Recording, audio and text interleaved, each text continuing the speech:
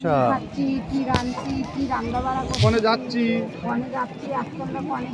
ये इतनी लंबी लाइन है वहाँ से वो देखो, और ये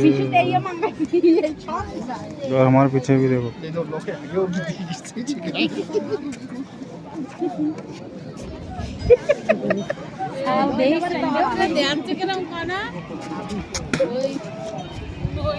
और आज भीड़ भी बहुत हो रखा है।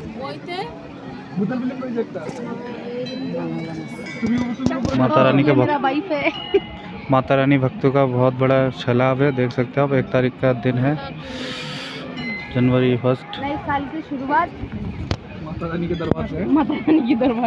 यही तो होता है, इसलिए तो भीड़ है। কিছু কিছু লোক ওই যে কয় উনি নমস্কার করে হাঁটি দে ভিড় দে সেইটা তো আমি ও জামাই তালা দিছে। चलते रहो फिर से एत जल्दी का डिस्टेंस दीजिएगा।